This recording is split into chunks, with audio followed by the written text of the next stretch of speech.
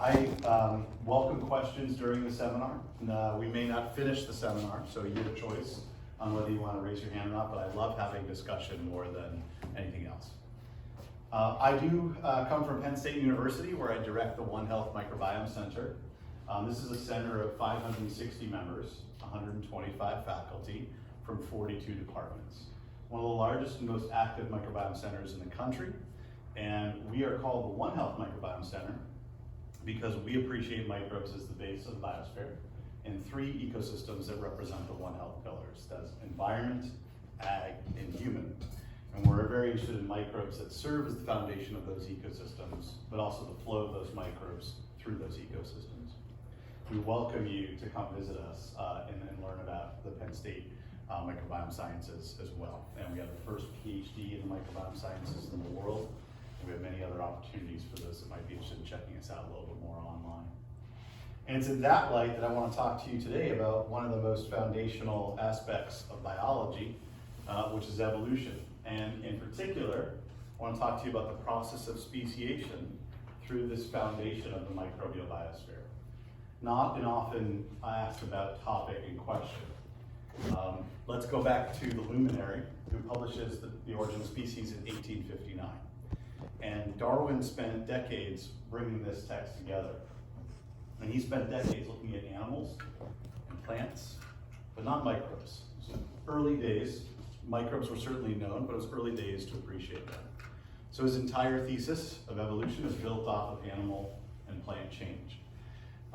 It might be surprising to some that the scholars of evolutionary biology like to think that Darwin's book should have been better titled The Origin of Adaptations, not The Origin of Species. And that's because he was very interested in varieties, forming new varieties through natural selection.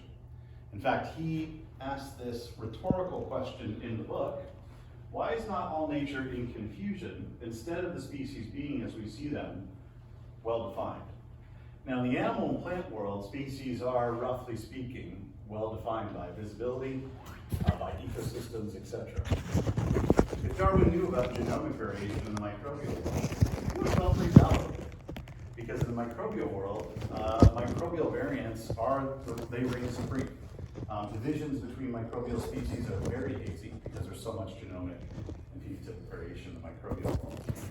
But it is in this context that we want to talk about microspeciation, because Darwin only wrote a single chapter on hybridization. He did not give us a biological species concept.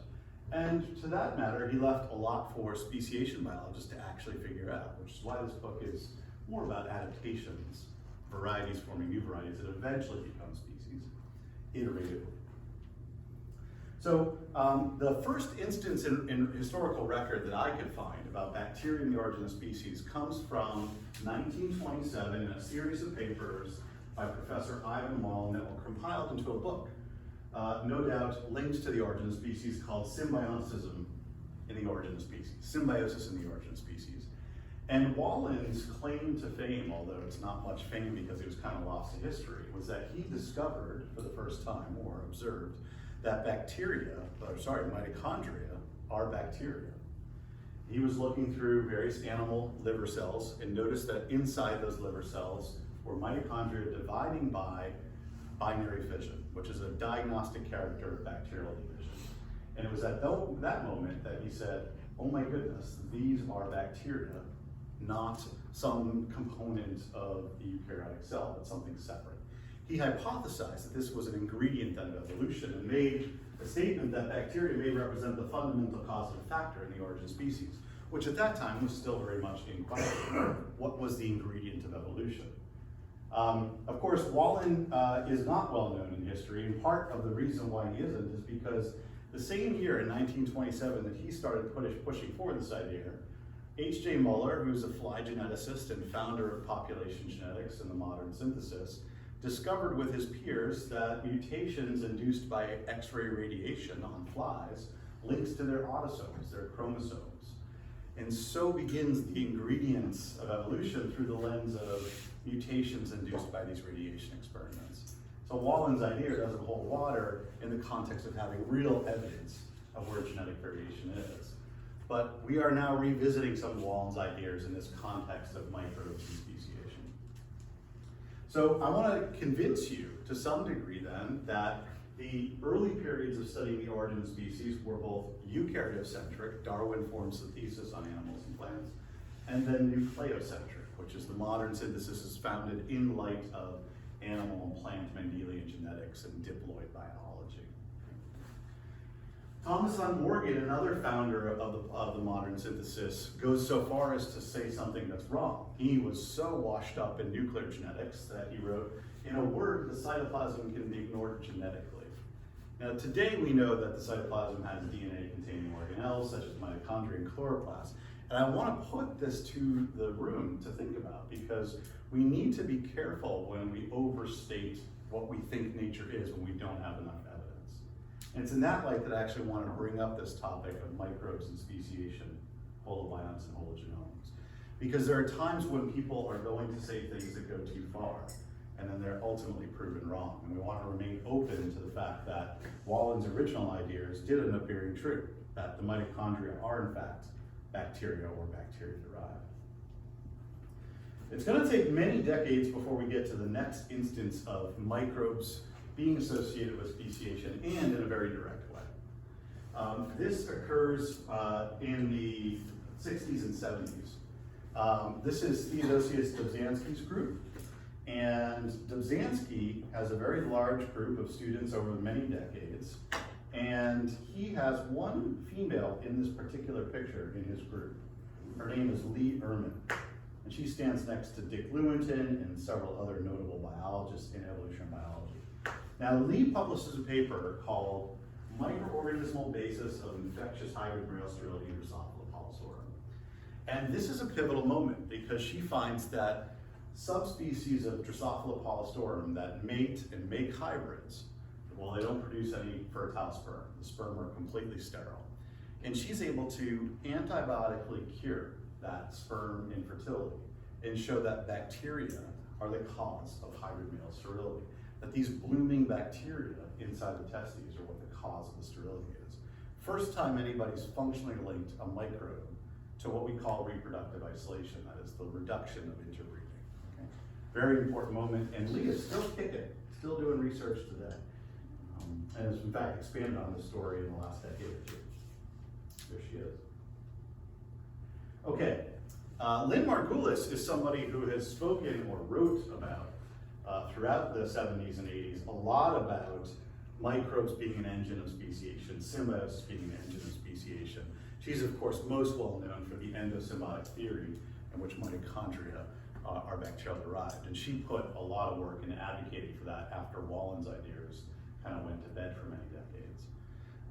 Lynn talked a lot about the idea of symbiosis as an engine of reproductive isolation and speciation, but she produced zero empirical work on it, and mostly just looked at the literature to try and make an advocacy case based on the fact that mitochondria were once again agents of evolution. Aren't symbionts going to follow a similar suit? But not a lot of work there. Okay, so in that context, if I've got a little bit of interest from you right now, to kind of set the stage, there's several questions that we think a lot about as we push forward in this area for the last couple decades. First is do microbial symbionts contribute to host speciation? Second is what types of host reproductive isolation do microbes cause? What we mean by that is pre-mating isolation, something like mate discrimination, where populations or species don't just want to mate with each other, or post-mating isolation, which is those species now interbreed, but they produce sterile or inviable or dead hybrids. Okay. A couple more questions. Do microbes accelerate or slow down the speciation process? We want to be open to the fact that microbes could both promote and enhance the speciation process, as well as potentially slow it down, and look at it from both sides. And finally, how widespread is microbe-assisted speciation? Are we going to find one-off cases in particularly unique systems, or are we going to find this to be more universal across animals and plants?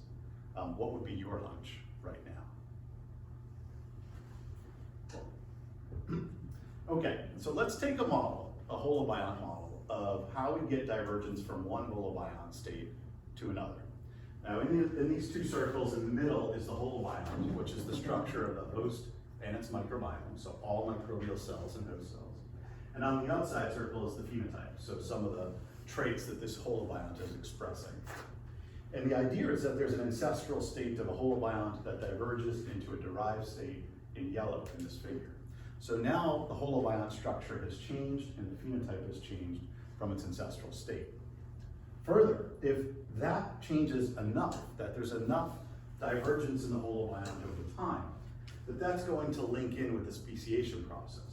Because we expect a correlation between genetic and microbial divergence relative to the amount of reproductive isolation two species or populations will have. Now, reproductive isolation, the lack of interbreeding, is measured on a scale of 0 to 1.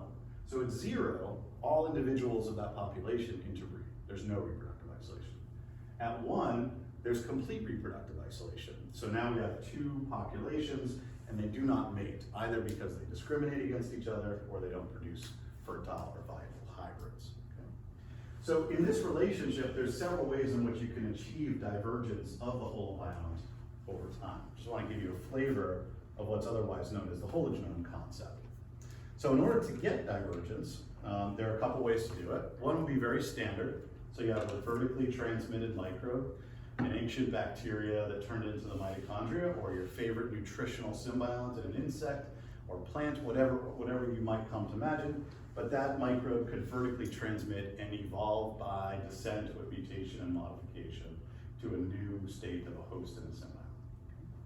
And they could co-speciate over time. The second is that horizontal microbial transmission could bring in new, essentially microbial information and phenotypes into the holobiont state. And now the ancestral state has diverged from the derived state because of new microbial acquisitions that become part of that second holobiont state.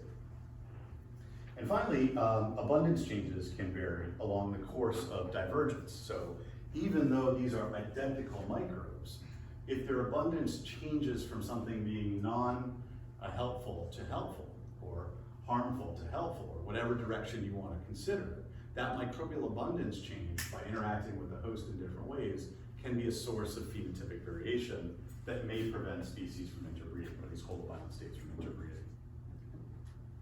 So with that context then, it's important to also recognize that both natural selection and genetic drift can operate on the changes that occur from one state to another. That is, adaptive evolution could drive these changes with selective pressures from the environment, or just simply by genetic drift, you could get new microbes and new alleles in the genome, changing the holobiont state over time. We can remain agnostic to that until there's evidence to test it. I'll show you a little bit of that actually in the system that we studied today. So this is the system. This is a Manoa parastoid wasp. It is 2 millimeters in size on the tip end of a metal probe that we use to move them around in the lab, shown here. And on the other side is just a cartoon of the Manoa holobiont, because there's individualism and then there's reality, that this wasp is not just a single organism, but it is a holobiont composed of multiple microbes inside of it and on it. And the holobiont speciation process is essentially the idea that that holobiont lineage is going to split into 2 separate holobiont units, okay, with the forces that we just, and changes that we just talked about. So this is a video of Manoa doing courtship display. What you're going to see is a male chasing a female in order to have a mating opportunity with her. This is essentially runaway sexual selection. So the female runs as fast as she can, the male catches up. If he catches up, he's going to get her to stop. And if she stops, she's going to listen to a courtship display of pheromones. The male spits on her. The male also wags his antenna and nods his head. And if he's got the right combination of pheromones, wagging, head nodding, as shown, she will signal that with her antenna go down, that she likes that particular display, and will then proceed to insemination. While you watch this video, I want to bring your attention to what's on the bottom corner here, because these are key to the rest of the talk today. Where the foci are 3 Manoa species that have various names. We'll mostly call them V, L, and G. Now there's 2 younger species that are L and G, and they're younger because they diverged 400,000 years ago. And then there's an older species pair, V to G, that diverged 1 million years ago. So when we think about time as divergence, or divergence as time, and the amount of reproductive isolation, you might expect more reproductive isolation evolved in the older species pair than the younger. The geographic distribution of these species in the United States is shown there. So there is sympatry and allopatry. Sympatry exists everywhere. Giraldi longicornis are on the coast, GNL. And then GNL lives sympatrically with Vigipens. And that's important. Sympatry means that there could be contact between the species. So when we're measuring reproductive isolation, we need to think that what we see in the lab might be operational in sympatry where these geographies overlap. Multiple males sometimes, cheater males sometimes come in to the fray as well. As you can see, one's doing a courtship display, the other one seeks insemination there. Crafty little animals. Now let's talk about the symbionts and the microbes of Manoa. So this is a consortia of both vertically transmitted and then horizontally acquired microbes. Vertically transmitted faithfully symbionts are known as Wolbachia in the system. So Wolbachia are intracellular bacteria. They're widespread in animals. They occur in 50% of the world's arthropod species, and they're found in the mother's ovaries and the male's testes. They're vertically inherited only from mom to offspring, much like mitochondria are. So what you see in this embryo is a whole bunch of Wolbachia that were inherited from the mother's ovaries into the developing egg and then embryo. And in blue are the mitotically dividing wasp DNA. In red, down here are the Wolbachia in the testes, and in blue is the DNA stained as well. Wolbachia can play with essentially changing the gametes of the males and females and altering their states in order to induce an incompatibility we'll talk about in a second. And that's why they're in both males and females, but only the females pass on the bacteria. Okay, this is a transmission electron micrograph of the testes of a Wolbachia infected male. And you see a lot of pinwheel structures here. The pinwheel structures is the tail of the sperm, a thin slice right through the tail of the sperm. So this whole pinwheel will be along the tail inside the testes. You can also see this sperm head shape right here. So we're in the right place, seeing the right kinds of things. And if you zoom in further with this transmission electron micrograph, you can see Wolbachia right inside the testes tissues where we expect them to be. And within Wolbachia is a third symbiont. That's a virus known as phage WO. And this is a temperate phage. So it exists as an endogenous prophage of Wolbachia, and it makes itself lytic on occasion. And that's what we see here. These particles, probably about 60 of them in size here, are just waiting to burst out and lyse this Wolbachia cell. They have very standard shapes of icosahedral structures with tails that are typified phages. Now, endosymbionts aren't well known for having mobile elements like bacteriophages, but Wolbachia is so widespread in the animal world, the arthropod world, occurring in 50% of all species. It has essentially exposed itself to a lot of selfish genetic elements. Transposons and phages comprise 20% of the Wolbachia genome, which is enormous for an endosymbiont that we typically think are small, streamlined, perfect little genomes. This is more like an E. coli genome than an endosymbiont genome. Okay, so as I mentioned, Wolbachia causes incompatibility. I'm going to show you the result before telling you the mechanism first. So this is what I did in grad school many, many years ago. We took species of the older species pair and then the younger species pair and brought them into the lab and mated them. And in the self-crosses, they're normalized to 100%. That means that all offspring are produced as we expect and viable. And in the middle, interspecific crosses are where we're asking how much inviability or death is there of the hybrids. And as you can see in the older species pair, it's complete, there's no hybrid production. And in the younger species pair, it's nearly complete. Now the experimental test to prove that the symbiont causes this is we simply antibiotically cured the Wolbachia out of the wasp by giving them tetracycline for a few generations. And when we do that, they lack Wolbachia, they get back their regular microbiome, and ultimately we can rescue these otherwise dead F1 hybrids. Sometimes to partial viability, but just getting close to parental viability of the self-process. Sometimes even higher than parental viability, and I would consider that something for evidence of hybrid vigor, where these two species are so closely related that mutations probably keep them slightly behind, and when you release them in a heterozygous state in hybridization, they now have this hybrid vigor phenotype because they're so closely related they can do that. So we don't see the incompatibility, we see the benefit of hybridization among these young species. So this is one of the cases following Lee Ehrman's work where we have Wolbachia symbionts causing now hybrid death in both younger and older species pairs of Manoa. This is what it does. This is why we see this inviability, this reproductive isolation barrier. So Wolbachia is so widespread in nature because it causes a reproductive alteration known as cytoplasmic incompatibility. Now that's a mouthful, but it's called that because Wolbachia lives in the cytoplasm and they cause this sperm-egg incompatibility, summed up as cytoplasmic incompatibility. So here's the process by which cytoplasmic incompatibility emerges within a species. So a male that's infected in green with Wolbachia crossed to an uninfected female produces no hybrid offspring. These die. However, a male infected with Wolbachia crossed to a female infected with Wolbachia is viable. And that's called the rescue cross, because this embryonic death is somehow nullified when the female has Wolbachia, and then you get rescue. The self-cross here is compatible, and when a male is uninfected crossed to an infected female, that's also compatible. So in this Punnett square-like depiction, you can see the benefit of Wolbachia to itself. It's causing an incompatibility to create twice as many offspring that are infected in the next generation. And it keeps doing that every generation in order to increase its own frequency and spreads to fixation within often dozens to, let's say maybe 50 to 100 generations. It can spread quite rapidly depending upon the conditions. Okay, so that happens within species, and the reason those embryos die is because there's a segregation defect in which the sperm genome fails to divide properly right after fertilization. So in a normal cross, father and mother's genome divide just perfectly, and mitosis goes. But in a CI cross, the paternal genome fails to divide properly, and ultimately the maternal genome starts to segregate, but the father's genome stays put and doesn't know where to go.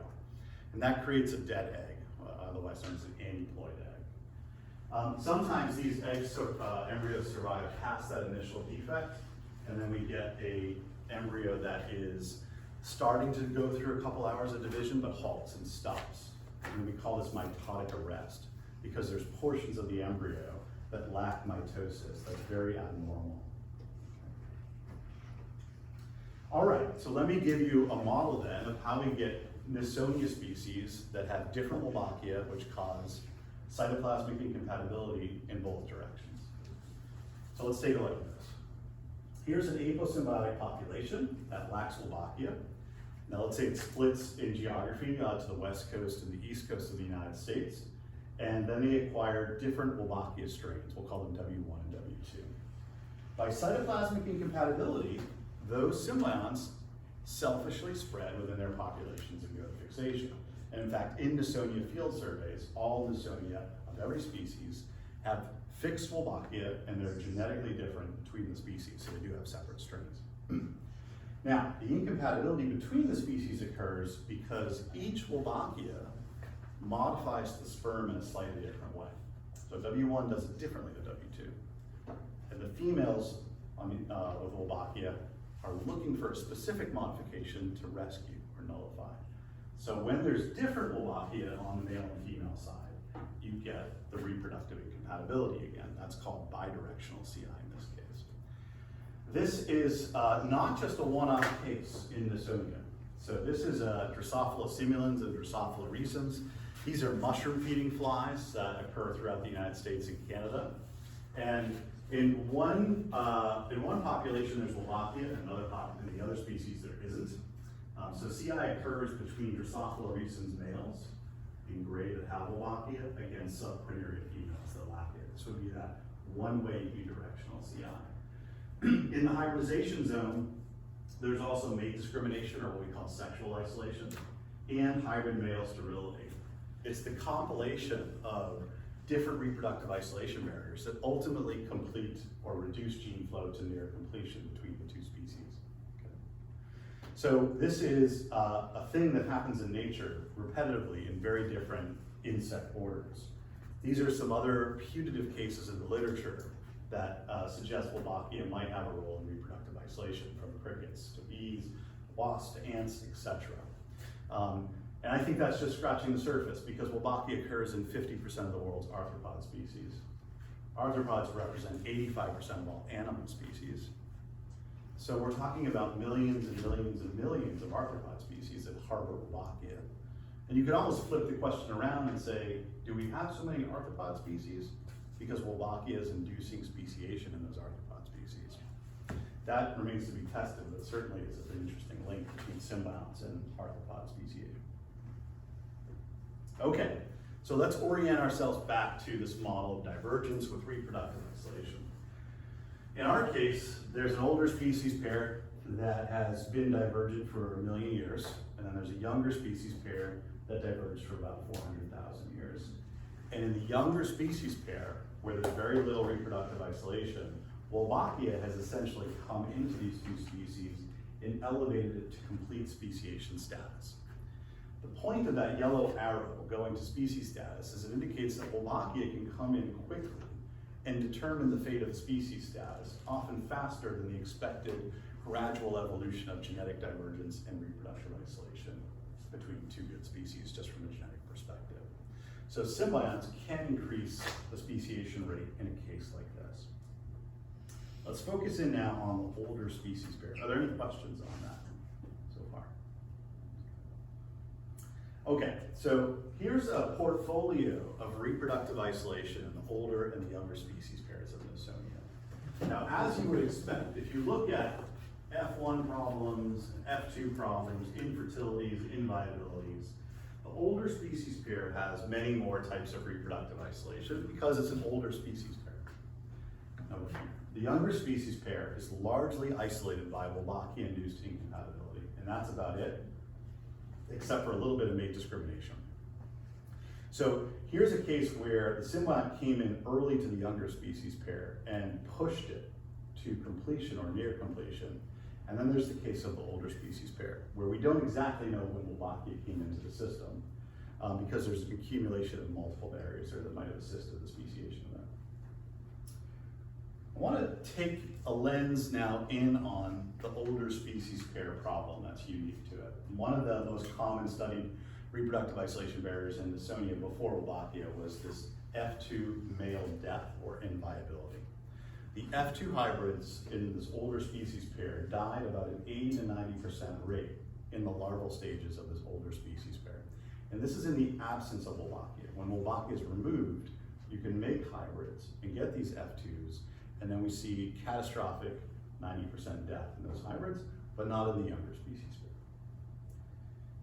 And so this is what the gut bacteria of Manoa looks like. And we're going to link the gut bacteria in a series of studies to this F2 hybrid inviability. This is in a particular pupal stage where the gut bacteria are preferentially located in the hindgut, where a lot of waste excretion and fecal pooping essentially is happening. In a fully fledged adult, a lot of microbes would be flowing through the gut in a more homogeneous way. Okay, now the older species pair model here is we have the G and B species that diverged 1 million years ago. They lack Wolbachia, so they make F1 hybrids just fine, and they have representation in a heterozygous state of both species genomes. Those two genomes then recombine a lot of the F1 hybrids and make these F2 recombinant haploid males. These are haplodiploid organisms like bees and all hymenoptera. And so when we have females that lay haploid eggs, they develop into males, and we can measure all of the recessive incompatibilities that could occur in this haploid state. Okay, to visualize it, you've got the one species on the left, one species on the right, and then the hybrids in the middle. This black casing is a puparium casing of a fly that Manoa sting and lay their eggs in. And as they develop in 2 weeks, they go through metamorphosis. So egg, larvae, pupae, which is what you see here. They're very yellow and immature. They'll darken up and eventually become adults as dark Manoa as you saw them. But in the hybrid case, you can see that there's this large reduction in number of pupae produced because they died in the larval state. And there's a whole big fat carcass there as well because there weren't enough wasps to consume that particular carcass. I want to give you a flavor of insect gut bacteria relative to other types of animal gut bacteria. This is a really big study we did on surveying microbial variation across very different animals, from vertebrates to invertebrates. And you can see the 3 invertebrates are all arthropods on the right. And they have a ton of this orange bacteria, and that is proteobacteria. And on the 2 mammalian species, hominids, including us, and deer mice, we get a lot of Firmicutes in green and Bacteroides in blue. So across the tree of life, animals show these very high-level trends in which types of bacteria they associate with. And Nisonia is no exception. We have proteobacteria in its guts, just like a lot of other bacteria do. Okay, so if we look at this F2 hybrid lethality now, so it's the F2 hybrids again, not the F1s, and we're asking what do the data look like, we can see there's 80 to 90% death of these particular hybrid genotypes when we force them in the lab, relative to the compatible self-process of VG to GG. Now that's the conventional state. That's what we would do if we're rearing them with microbes on their host in a normal way. This is what they look like at an extreme level. The F2 hybrids are dark, they're melanized, and in insects, melanin is secreted to encapsulate pathogens. You might know melanin as a pigmentation color, but in insects, it's part of the immune system. And so these F2 hybrids are looking at a hyperimmune reaction that gives us that coloration in those hybrids relative to a non-hybrid, something from one of these self-processes of VG. Nice, yellow, fresh larva. Okay, bacterially speaking, these are different beasts, okay? Different hologens. The F2 hybrid has a chock full of Proteus bacteria, and the non-hybrids tend to be more full of Providencia. Both are gamma proteobacteria. They're actually closely related genera, not too distant from E. coli for reference, but they do behave differently. So Proteus is what we call a swarming species, and Providencia is a swimming species. Swarming versus swimming. Now, a swarming species has collective behavior. They swim in the same direction in these waves across solid surfaces. Often this is associated with pathogenesis because of this common movement, and swarming species can cause UTIs in humans, including from Providencia, and they can cause pathology in insects as well. Providencia is a swimmer species, kind of doing its own thing. It's its own isolated microbe. It's going where it wants to by Brownian motion or whatever other cues. Okay? So very different strategies between these 2 types of species. Now, if the microbes are causal to the lethality, which is a gamble, right? We know that the melanization response indicates immunity, but we don't know what else is going on underneath those of the microbes. We need to test that. And we can't just antibiotically cure these bacteria out of the hybrids, because antibiotic curing is sufficient to a degree. It depletes microbes often, it doesn't get rid of the whole microbiome.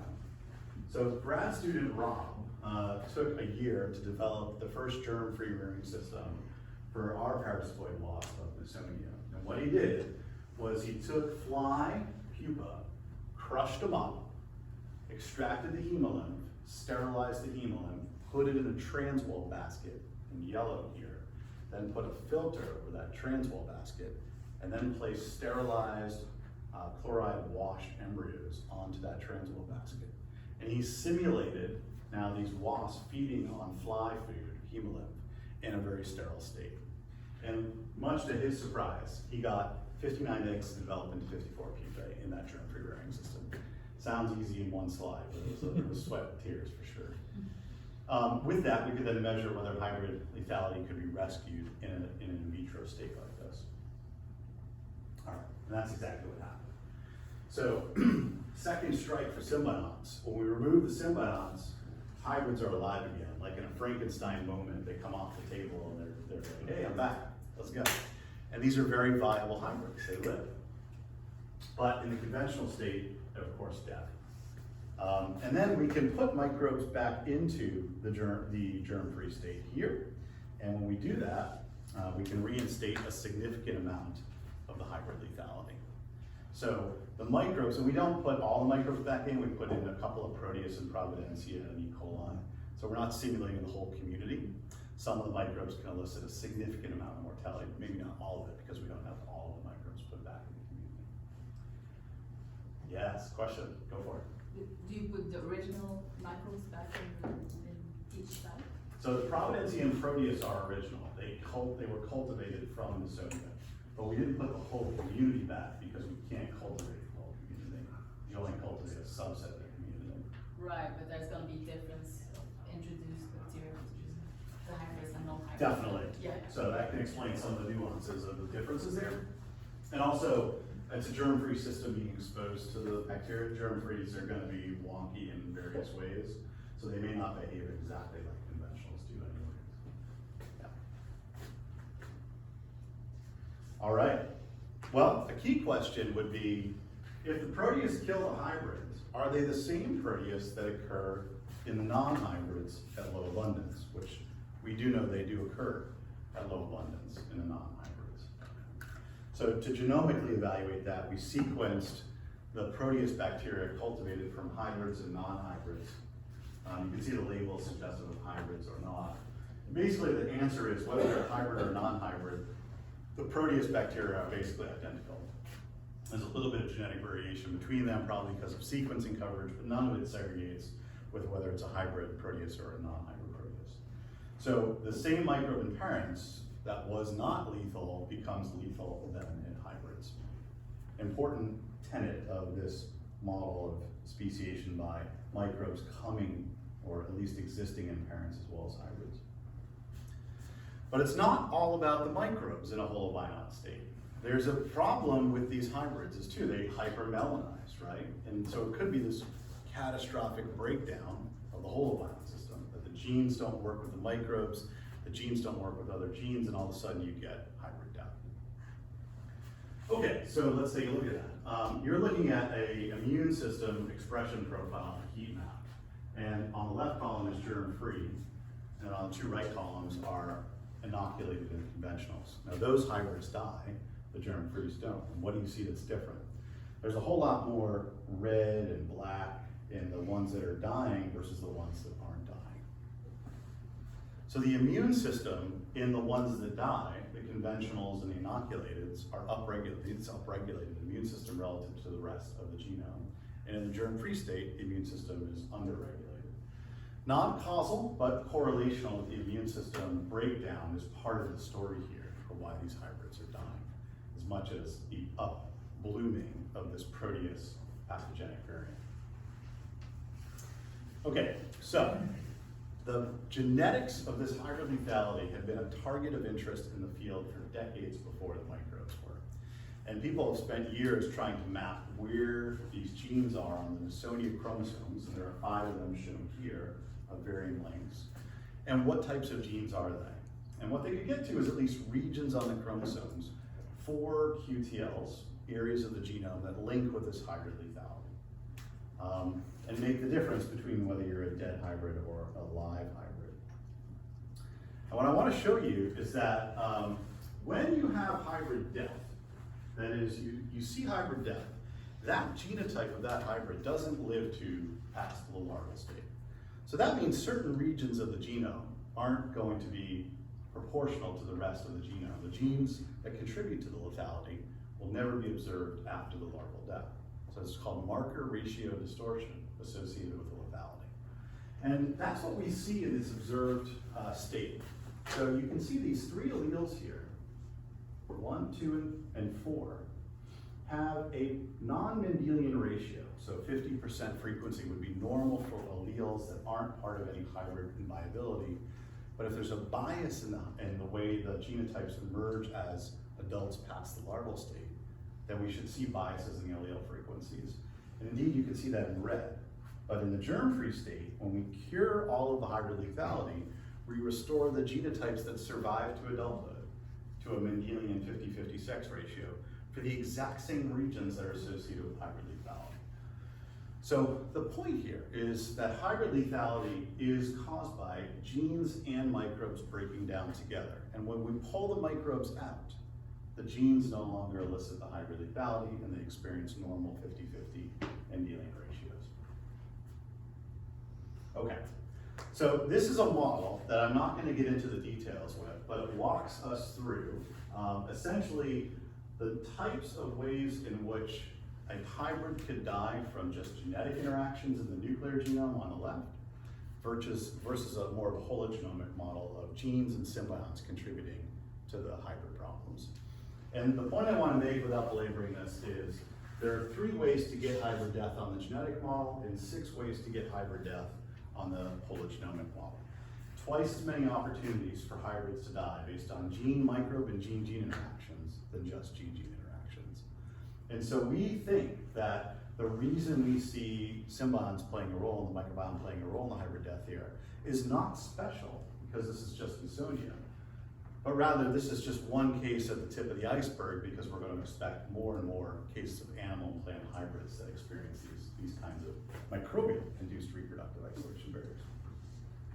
And we're not off track in thinking about that. It's very early days, but we had an undergraduate do a review during COVID times, and she looked at animals and looked for any cases where hybridization in animals of vertebrates to invertebrates associates with an altered microbiome. And she found cases from spiders to fish to horses to deer in which those hybrid animals show an altered microbiome, or something closely related to an altered microbiome, like an altered immune system.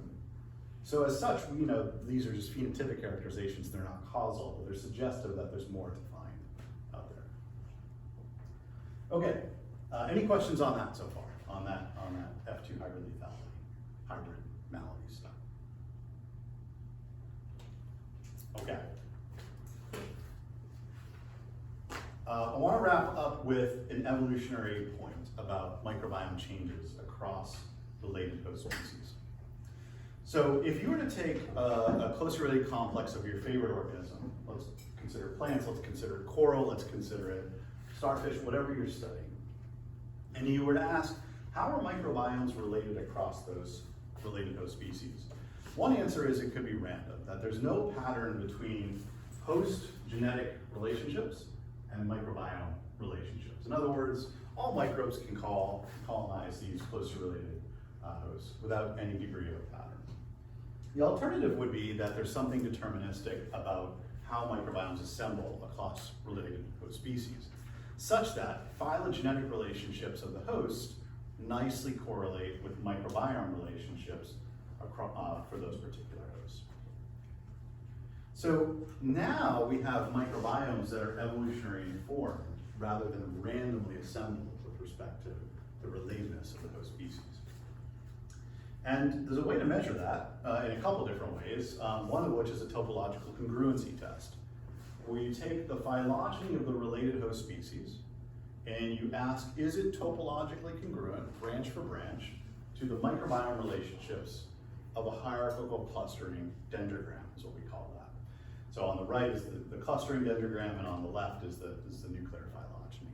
And if there's similarity to a statistical degree, we're going to call that phylosymbiosis. Phylo for clade, and symbiosis for the microbiomes that associate with those particular clades. And so the question then becomes, what does nature look like with respect to these two polarizing predictions? Is phylosymbiosis non-existent, or is it common? And we approached that in 2016 and before, just getting our systems together across 3 arthropod species, flies, mosquitoes, and wasps, and deer mice, as well as these hominid species. In fact, I showed you the bar charts of those microbes already, and those are the bar charts that went into our phylosymbiosis analyses. I see a couple of hands up, so let's go for it. Armand? Could you clarify why you look at the dendrogram, not the phylogeny of the microbe? Yeah, good question. It's something I breezed over for sure. Can you just repeat the question? Yes, the question for everybody online is why are we analyzing dendrograms and not phylogenetic trees? And the reason is because we've done a survey of the whole microbiome, and we're essentially collapsing whole microbiomes into relationships. So this gut microbiome of species A, how similar is it to gut microbiome of species B? And each one may have 50 to 1,000 species in it. There is the other way you're suggesting is using a phylogeny of each individual bacteria and seeing if there's co-speciation between the host and bacteria. Yeah, this is horizontal transmission, right? So phylogeny wouldn't necessarily be important. So what we're trying to do differently is look at the whole community relationship, not each individual bacteria's relationship. And that's why we use a dendrogram clustering approach rather than a phylogeny. Just clarifying, so in your x-axis, microbial dissimilarity, comparing microbes with microbes, right? Community, ecological diversity of the microbiome community. So beta diversity is the technical term. Okay. Yeah.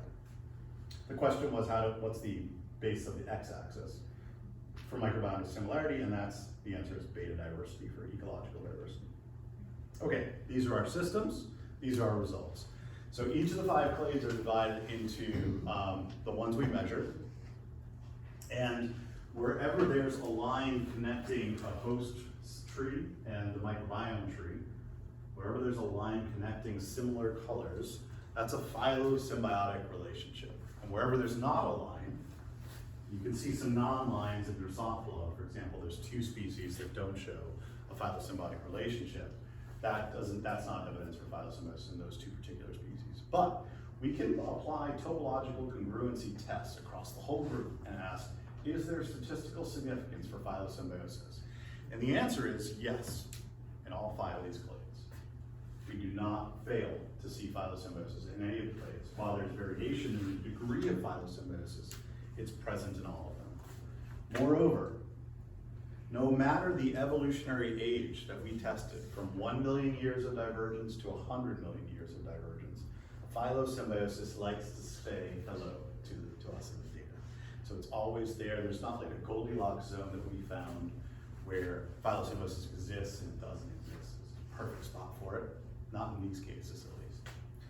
Finally, we can use AI, machine learning models, and ask how well does a machine predict a species microbiome? And within the context of each clade, you can see the accuracy with which the machines can predict which species that microbiome goes to if we assign it microbiome data and label it with those data. So in the insects, it's at 90% or higher essentially. It's extraordinarily good. They have simpler microbiomes. And the mammalians, it's around 50 to 60%. They have very complex microbiomes. And I think that has something to do with the way it's trying to guess which microbiome goes where. But the point is that distinguishability occurs, and distinguishability is often evolutionary informed in these particular studies of these systems. Lucas. I feel I'm missing something, some specific detail, like for instance, if I look at the microbial community in a soil, I would expect to be very different from the one in the sea. Sure. Each species would be like a different sea or land. So I would expect these results to be like obvious, but like I'm missing something. Yeah. Well, let me give you. Okay, so the question is why are these microbiomes showing such evolutionary informed patterns? Because if you were to compare them to something in the soil or the sea, the microbiomes could be very different. If I understand the question. No, I feel these results should be obvious. Like you are looking at like a right different places. You feel the results should be obvious. Okay, I will. In the early 2000s, the field of the microbiome, maybe even 2010 time, microbiome sciences was largely focused on dietary inputs, environmental influences on the microbiome. Evolutionary signals were occasionally coming up, but diet ruled the day and environment ruled the day. So until phylosymbiosis studies really got going, I think people just had this assumption that, you know, we are influenced on a day-to-day basis by whatever we're living and exposed to and eating and so forth. But when we do certain experiments in controlled ways, we can elevate and find phylosymbiosis in many systems as well. So it could be that both forces operate simultaneously. Yeah? Could it be that certain groups have less predictability because they have higher diet diversity? It could be. There's certainly, the hominids were wild samples, so they had a lot of variation. The Paraviscus were lab reared, so they had the exact same diets. So there's no correlation yet between the two. So I tend to think that the common factor is the microbiomes are, you know, an order of magnitude more diverse or more in the mammalians than insects. I would like to also contextualize that when we have 7 species of hominids and you get a 53% prediction accuracy, that's actually pretty good because the null hypothesis is the accuracy would be 1 out of 7 if everything was random. But in fact, it's doing much better than 1 out of 7. It's doing it at 53%. So while it's still trying to find the right species, it's better than the null hypothesis. Time matters and correlates with microbiome divergence as well. So what we're showing here is the divergence age of the host clade relative to the strength of the distinguishability of the microbiomes within each clade. So Nisonia, being 1 million years old, has less diversity in the clade than something like mosquitoes that we sampled from 1 million years of evolution and had a lot of distinguishability. And this is exquisitely predicted from evolution, that more time, more divergence of the host, more microbiome divergence as well. Okay, to date, beyond what we did back then, there have been studies on land and sea, and plants and animals in the lab and in the field that have found phylosymbiosis all over the place. It's also not universal, and I want to give you the impression that this is a clear and present rule. Some species like birds and bats, not very good phylosymbiosis in those systems. But it's more common than not. It's probably a textbook-like fact that there is a pattern tendency for microbiomes to be evolutionary informed. And it's pleasant that this occurs across systems in a systematic, almost agnostic way. That's a big deal for thinking about general rules of microbiome trends from an eco-evolutionary context. Okay, so a pattern is a pattern, but it doesn't mean it's functionally consequential, which is what we did in the lab with the Nisonia system. And the premise here is phylosymbiosis may not matter to the host biology in the holobiont system, or it may. And what we propose to do is say we've got older and younger species pairs, right? And they diverge genetically and with their microbiomes in a hologenomic view. And we want to swap their microbiomes and ask, is there a cost? So we're going to take microbiomes from a larva of one species and put it in the larva of a related Nisonia species. And we're asking, can these two species do equally well when they have the right microbiome versus the wrong microbiome? These are experiments that are very akin to moving mitochondria and chloroplasts in and out of host species and showing that the genome and the mitochondria are co-adapted. Because if you get the wrong mitochondria from your sibling species, you often do poorly in mitochondrial metabolism and survival. So we're just doing that, but with the microbiome. And here's what we see in a very quick way to sum up what we have found in these studies. So this is the developmental course of larvae to early pupa to late pupa to adults, and overall the most extreme cost to getting the wrong microbiome is a 20% reduction in larval size and a 43% reduction in the time to pupation, which also correlated nicely with the 43% survival cost. Meaning if you receive the wrong microbiome, your host died almost half of the time, and in the most extreme state. So the answer to the question, is it consequential? Is definitely, yeah. Big deal that there could be an alliance between the host and its right microbiome rather than its sister species microbiome. And so that indicates that there's selective pressures likely for hosts and microbiomes to exist in certain states, let's say a holobiont state. Okay, and this is just another way of showing it, that taking microbiomes from the Nisonia species, putting it into a common recipient, and then the costs are evolutionary informed, such that if your red microbiome matches the red host species, you survive more than if you were a yellow species or a red species started getting a yellow microbiome, where you survive very poorly. Okay, so let's wrap up. Nisonia shows lots of interesting layers of an onion of microbial symbiosis and reproductive isolation. So here's the phylosymbiotic pattern. I want to remind you where we started. The F1 hybrid lethality in the system is caused by Wolbachia, which are the bacteria that induce embryonic lethality between the species of Nisonia. If you get rid of the Wolbachia and allow the F1 hybrids to live, then the F2 hybrids die because of a gut microbiome by host genome or holobiont breakdown. And in both cases, these were canonically well-known systems of incompatibility between the species. But just by asking the question, can we antibiotically or germ-free get rid of these reproductive isolation barriers, could we then say that there's a microbial cause? And that's the missing link in a lot of current speciation studies. How many people, when they study hybrid sterility or inviability, go to the length of asking, is there a microbial cause to this? Very, very few. Which is why I personally think we're just scratching the surface on this particular topic. Okay. Why has there been this bias? Why has there been this sort of slow pace of chipping away? Many other fields of microbiomes have gone. Gut-brain axis, human medicine, developmental biology, speciation biology what's going on? Why has it been so slow to take this up? A couple of reasons. One is Darwin's origin species was eukaryocentric, as we already talked about. But what changes our view on that is the tree of life. Most of life is microbial. 99% is microbial across the three domains. So eukaryocentrism is had its day, and we're going to be looking to something like a microcentrism, if you will, in the future. The 1920s to 1940s really brought forth the modern synthesis, which was a nucleocentric period in era. These periods, foundational to evolutionary biology, really cemented a lot of views, I think. But today, in the last decade or two, we have what might be argued, and some have called it, a postmodern synthesis, in which holism is front and center because of the complexity of the microbiome host system. And holism can exist in this context of looking at the whole cell system while also using reductionist approaches to isolate the causal factors of speciation.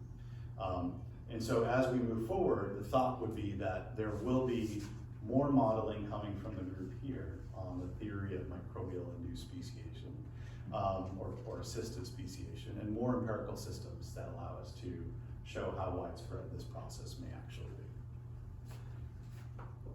All right. Just reflecting on the history a little bit, remember Darwin gets things started. Wallen gives us the first instance of thinking about microbes and speciation. Lee Ehrman gives us the first empirical evidence. Lynn Margulis advocates it like nobody did before. And today we have a microbiome scientist that's really pushing a lot of fields forward, and including speciation biology. So this is the group that contributed to the projects. There's many projects. The names, where they are right now. The three individuals highlighted in yellow had a very big role in the work. So Rob Rucker, who's now a former grad student, now at Durham Biont, a company that he co-founded on skin microbiome. He did all of the hologenomic speciation work in Estonia and showed with germ-free rearing that he could rescue the hybrids. Teddy Van Opstel, now a science and technology advisor, former grad student, did a lot of work on the functional Estonia phylosymbiosis work, transferring the microbes between Estonia. And then Andy Brooks did a lot of the bioinformatics of the phylosymbiosis work from vertebrates to invertebrates. With that, I thank you guys for being patient. I loved your questions, and I'd happy to take more. I hope inspired some thought, and also look forward to hearing more from you.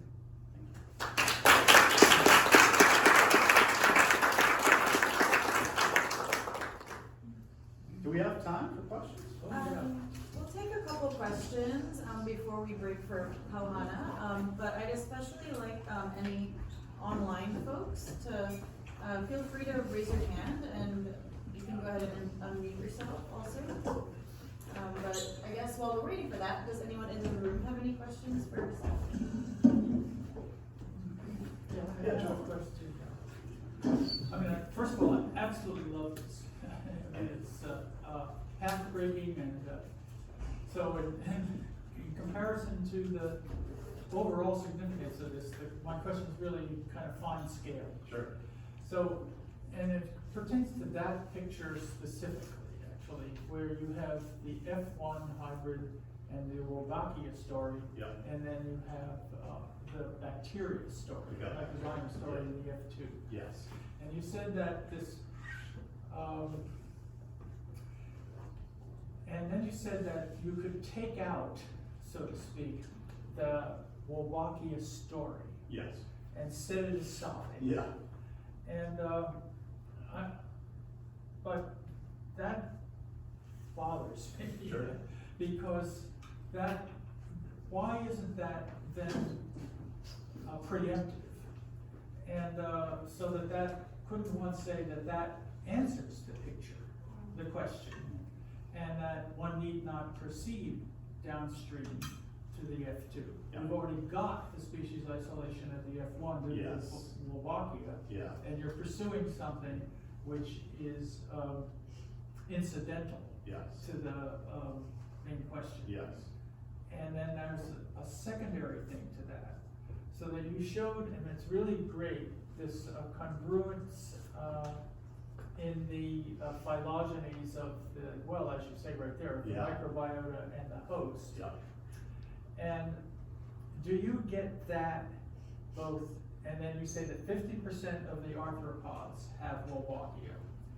So then, do you get this congruence in both the Wolbachia infected arthropods as well as the non-infected arthropod taxa? So Understood. those two questions. Great question. I'll take the last one first, which is, do we see phylosymbiosis when the hosts have a Wolbachia in the microbiome versus when they don't? Yeah. And we have specifically avoided that because Wolbachia infected arthropods have 99% of their microbiome as Wolbachia. And what that doesn't allow us to do is see into the rest of the microbiome at a high enough depth to know who's there and how abundant it is. So in our assays of phylosymbiosis, we want to eliminate the noise in the system, if you will, which in this case is Wolbachia, because it dominates the So you're presenting those data on the non-Wolbachia Exactly. infected Yeah. taxa? Yeah, and in fact, we have to. Yeah, okay. Yeah. All right, then for the first question. The first question is, and I'll repeat by remembering, Is the F2 stuff downstream and immaterial to the real story that's being done in the Wolbachia level? yeah, so is the F2 hybrid inviability occurring after the evolution of the Wolbachia-induced F1 hybrid? Yeah, and that the whole story Yeah, is there. so therefore, why bother? Yeah, Two ways to answer that. One is in this system, which is the older species pair, these simultaneously exist together, and we don't actually have confidence in saying which one came first and which one came second, because we're measuring the isolation in extant species that have all of this. And so it could be that the F2 hybrid lethality arose first, and then Wolbachia came later, or vice versa. That's probably the best reason. The second reason would be, even if there's accumulation of reproductive isolation barriers one after the other, we can still use the system to understand what is the depth of the microbial cause of these reproductive isolation barriers.